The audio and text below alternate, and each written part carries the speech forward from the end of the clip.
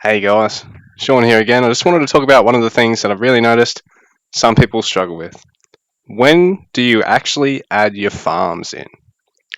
So, truth be told, realistically, on just about any map, you're going to end up with 3 or 4 hunts over your side of the map, as well as about that many sets of berries. Some maps, I think it even goes up to 5. Um, so, what you really want to try and do is hold off getting your farms as long as you can. And this goes for land maps.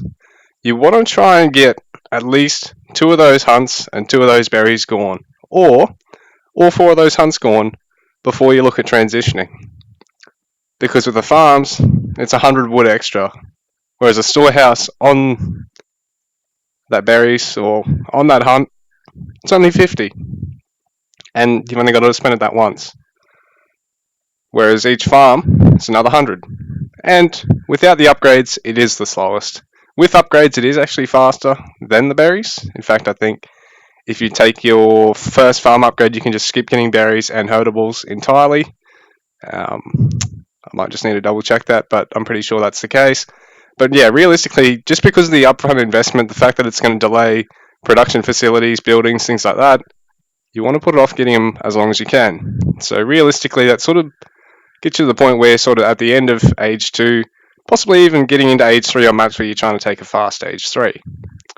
And now the thing with the water maps, just because each pond is 1,000 food, and your fishing boats gather before upgrades at about 1.6 times the base rate, berries like 0.9 if you sort of use 1 resource per second as the base rate. And that scales up really quickly because with the fishing upgrades, it adds about 0.3 every time, which is quite significant. So your fishing boats end up being worth about 1.5 to 3 workers, so roughly about 2 workers at any given stage.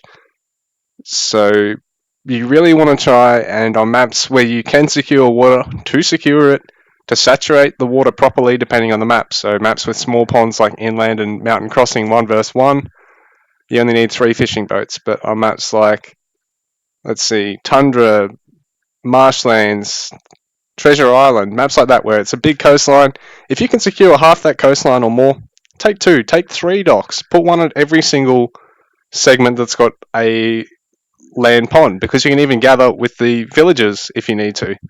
You know, say if you get pushed off your hunts on the land, but you can defend at the water because you've got fishing ships, you've got, say, an advantage with the warships.